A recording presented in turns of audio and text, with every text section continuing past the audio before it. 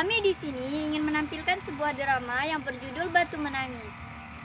Hai, saya Aida Kumalasari berperan sebagai Darmi dan narator pertama.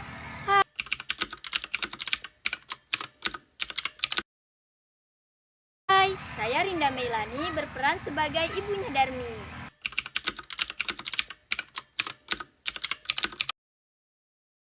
Hai, saya Tegar. Saya berperan sebagai pemuda desa dan narator 2.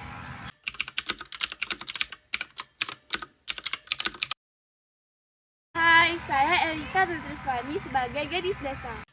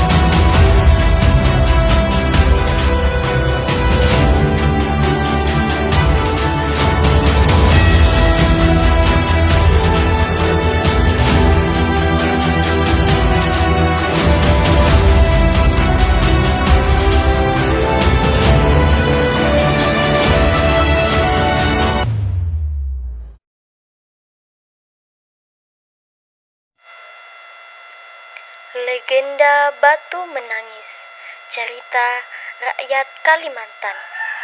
Alkisah, di sebuah bukit yang jauh dari desa, di daerah Kalimantan, hiduplah seorang janda miskin dan seorang anak gadisnya.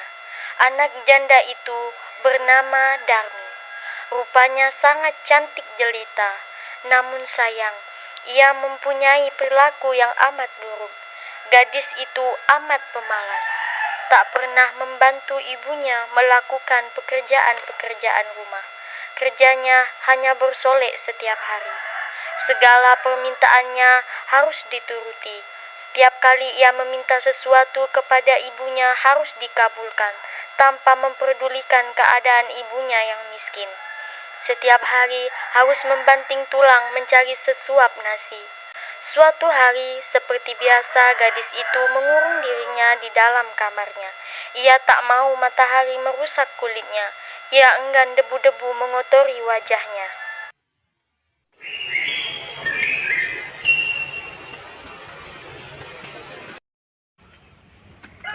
Ibu! Dengan nada yang keras, sang ibu tergesa-gesa menghampiri putrinya. Bukankah sudah kubilang berulang kali bahwa setiap aku bangun ibu harus sudah menata kamar ini dengan rapi, menyediakanku lulur air hangat dan membuatkanku minuman sari buah. Kamu itu sudah besar, Nak. Seharusnya bisa melakukannya semua sendiri. Ibu kan tahu kalau aku lagi sibuk.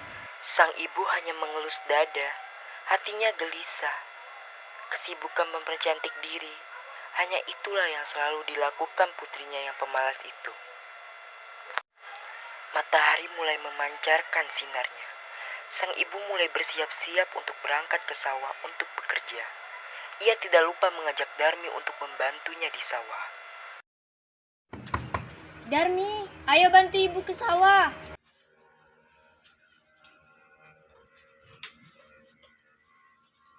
Tidak, Bu. Nanti kalau kuku dan kulitku kotor gimana? Kamu tidak kasihan melihat ibu, Nak? Sudahlah, Bu. Lagi pula ibu kan sudah biasa pergi sendirian. Akhirnya, sang ibu pergi ke sawah sendirian. Setelah ibu pulang dari sawah, Darmi langsung menghampirinya. Ibu pulang, Nak. Upahnya mana? Sambil mencari-cari uang upah ibunya di pakaian ibunya dan ditemukan uangnya di dalam genggaman tangan ibunya. Nah, ini dia. Jangan, Nak. Uang ini untuk membeli beras. Tapi Bu, bedaku sudah habis. Aku mesti beli yang baru. Kamu itu sudah besar, seharusnya harus bekerja sendiri. Meskipun marah, sang ibu tetap memberikan uang itu pada Darmi. Keesokan harinya, ketika ibunya pulang dari bekerja, si Darmi meminta lagi uang upah yang diperoleh ibunya untuk membeli alat kecantikannya yang lain. Keadaan itu terus terjadi setiap hari. Suatu hari, sang ibu mencoba untuk membujuk anaknya agar mulai mengubah tabiat buruknya.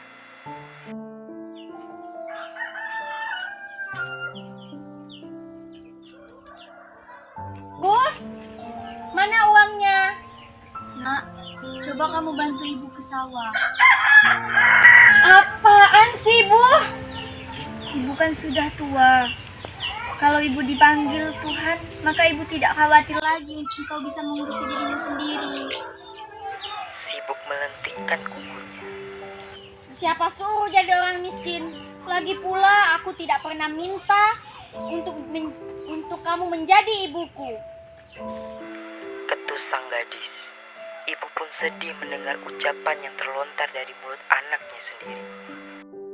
Baiklah anakku. Ibu hanya memohon agar kamu tidak mengurung diri di rumah. Kenalilah lingkunganmu agar ibu tenang saat dipanggil Tuhan. Hari berganti hari. Akhirnya, sang anak mau menuruti kehendak ibunya. Ia tidak keberatan untuk kemanapun bersama sang ibu. Tapi, anaknya ini mengajukan sebuah syarat bahwa ibunya tidak diperbolehkan untuk mengakui bahwa ia adalah ibunya di depan umum. Sebagai seorang ibu, tentulah hatinya teriris mendengar itu. Namun sang ibu pun mensetujuinya. Hingga pada suatu hari anak gadis itu diajak ibunya turun ke desa untuk berbelanja di pasar yang letaknya jauh dari tempat tinggal mereka. Anak gadis itu berjalan melenggang dengan memakai pakaian yang bagus dan bersolek agar orang di jalan yang melihatnya akan mengagumi kecantikannya. Ketika mereka mulai memasuki desa, orang-orang desa memandangi mereka. Mereka begitu terpesona melihat kecantikan anak gadis itu, terutama para pemuda desa yang tak puas-puasnya memandang wajah gadis itu. Namun ketika melihat orang yang berjalan di belakang gadis itu, sungguh kontras keadaannya. Hal itu membuat orang bertanya-tanya. Cantik sekali wanita itu. Wanita itu bagai bidadari surga. Elok parasnya. Bahkan wanita itu lebih cantik daripada bunga mawar. Tapi yang di belakangnya itu siapa ya? Di lain sisi, para perempuan pun turut membicarakan kehadiran mereka. Siapa wanita tua yang di belakang gadis cantik itu? Sungguh sangat kasihan. Siapakah dia sambil membawa keranjang belanjaan di belakang wanita cantik itu? Apa mungkin dia itu? Sudahlah. Ucapnya dalam hati. Di antara orang yang melihatnya itu, seorang pemuda mendekati dan bertanya kepada gadis itu. Hai cantik, siapakah yang berjalan di belakangmu itu?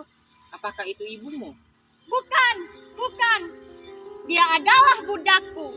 Dia adalah budakku.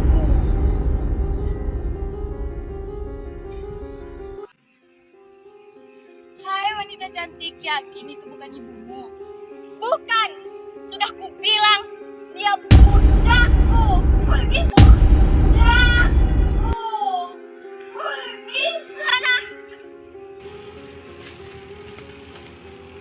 Astaga, jangan begitu. Hargai orang lain walaupun dia budakmu, dia juga manusia. Alangkah terlukanya sang ibu mendengar itu. Hatinya menangis dan ia benar-benar tak berdaya menahan sakit hatinya.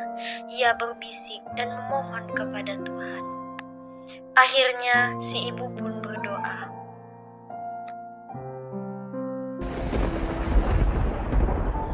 Ya Tuhan, hamba tak kuat menahan hinaan ini.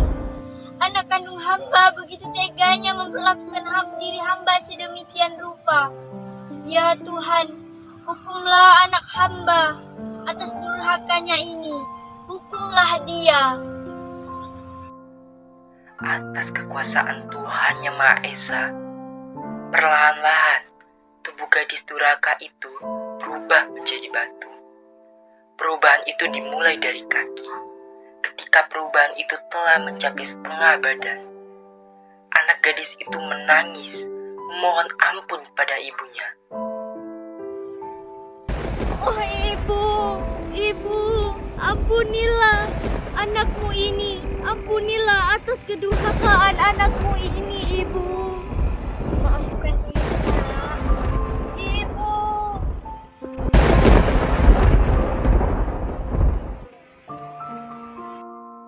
Anak gadis itu terus meratap dan menangis, memohon kepada ibunya.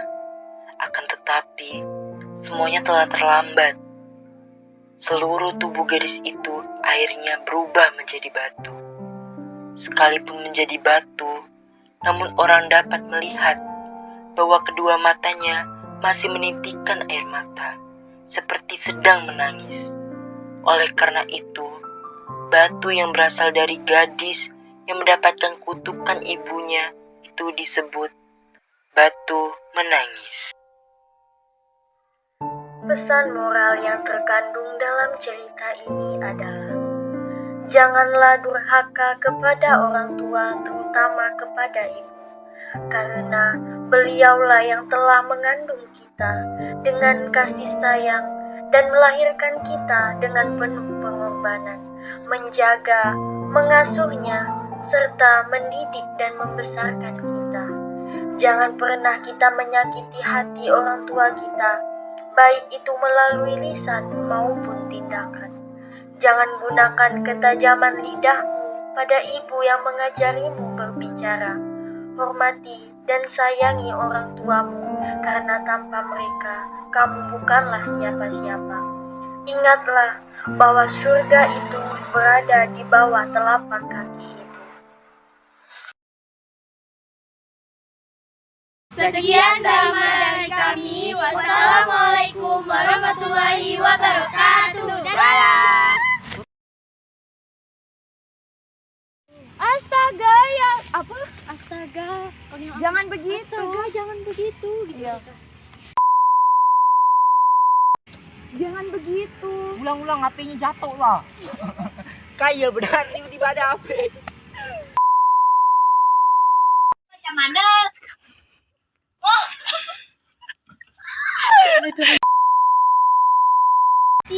Sekian drama dari kami. Wassalamualaikum. Kebalik. Si banyak nyamuk